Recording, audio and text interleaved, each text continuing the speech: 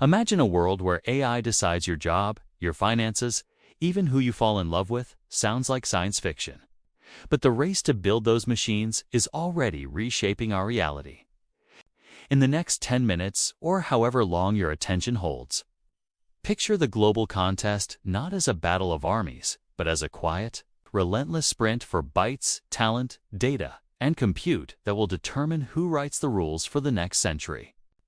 This race matters because the winner won't just sell the smartest gadgets. They will set the standards for security, influence what counts as truth, control critical infrastructure, and steer economies toward winners and losers. And it's happening now with unprecedented speed thanks to breakthroughs in generative models, massive language systems, and specialized chips that turn mountains of electricity into new capabilities overnight. Start with the obvious. The United States remains the epicenter of foundational AI research and commercial scale thanks to staggering private investment, top universities, and an ecosystem where startups and giants like OpenAI, Google DeepMind, Microsoft, and NVIDIA feed off each other. They produce the leading models, the cloud infrastructure that trains them, and the venture capital that accelerates deployment.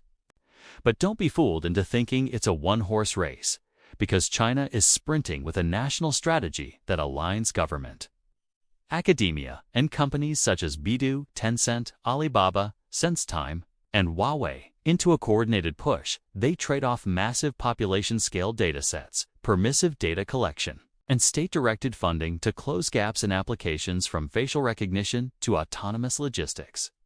And their tight integration of AI into public surveillance and commerce gives them a powerful, if concerning, advantage in real-world testing and scale.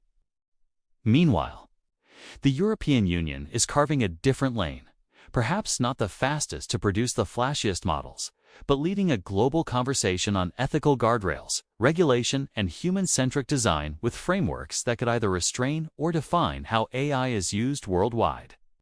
Countries like the UK, Germany, France, and the Nordic states are investing in trustworthy AI, safety research, and talent retention programs that aim to prevent monopolistic lock-in and catastrophic misuse. Don't forget India, a talent and data powerhouse with youthful demographics, massive digital adoption, and ambitious public initiatives, and smaller but deeply specialized players like Israel, South Korea, and Japan, who punch above their weight in defense, robotics, and semiconductor design. Corporate titans are the wild card and sometimes the real power brokers. Microsoft's partnership with OpenAI and its cloud muscle, Google's decades of research and integrated consumer footprint, Meta's massive social graph that trains models at petabyte scales, Amazon's logistics and cloud dominance, and crucially, NVIDIA, whose GPUs and now specialized AI hardware are the gasoline in this race, meaning whoever controls the chips controls the tempo. These companies behave like nations. They hire ambassadors and research labs, lobby global regulators, and set de facto standards through APIs and platforms that millions build on. The battlegrounds are many and often invisible. Military AI is no longer the stuff of speculative fiction, but pragmatic investment, autonomous drones, decision support systems, and cyber tools add strategic depth to national arsenals. Economically, algorithmic trading, automated supply chains, and AI-driven productivity can fling entire industries forward, or leave whole workforces behind. Socially, recommender systems and synthetic media reshape attention. Elections and the basis of trust, deepfakes, and misinformation erode the shared facts societies depend on, while personalized persuasion could rewrite consumer behavior at scale. The ethical and privacy frontlines are where values collide. Who owns your data? Who judges the fairness of an algorithmic decision? And who bears responsibility when an autonomous system fails? The stakes grow even higher when we imagine a plausible path to a GIA system that generalizes across tasks like a human.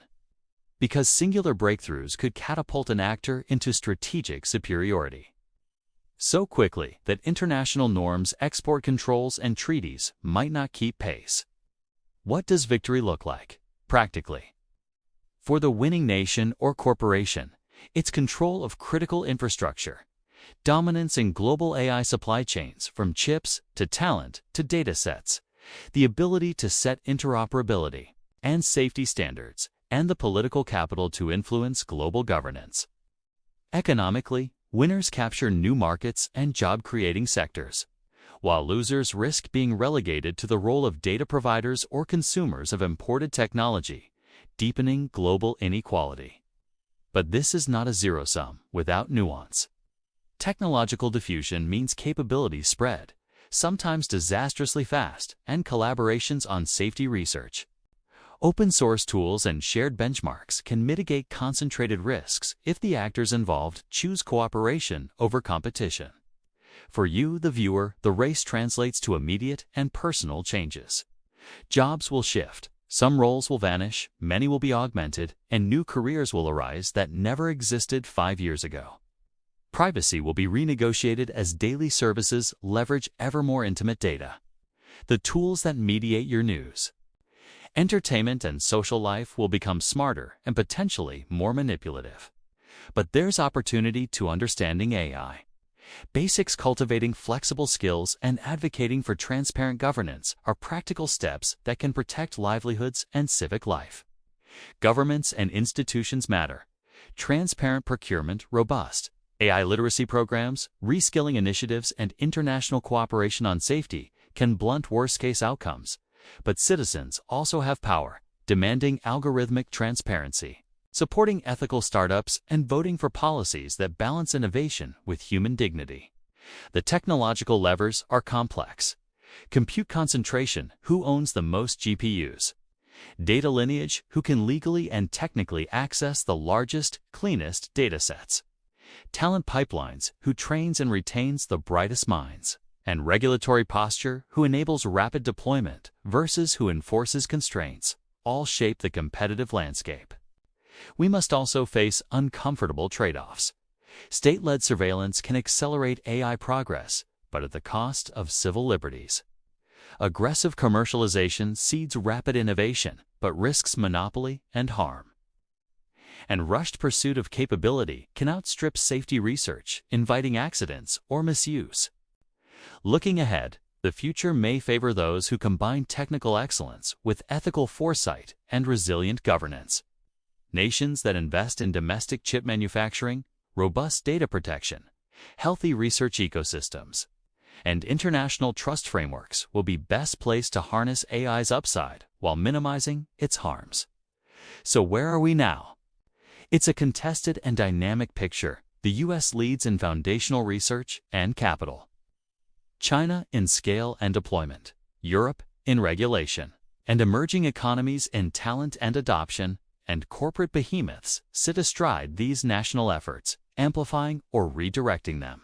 The most responsible course isn't to root blindly for one side, but to push for pluralistic, democratic stewardship of AI, open safety research, enforceable standards, and equitable access so the benefits aren't concentrated in a few capitals or boardrooms. In closing, remember this. The AI race will shape the institutions you rely on, the markets you work in, and the norms that govern everyday life. So staying informed, learning adaptable skills, and demanding accountable AI are not optional.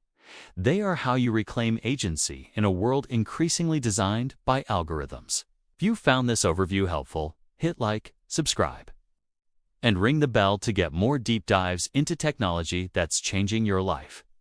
And tell us in the comments which angle, national strategies, corporate power, or everyday impact you want us to unpack next.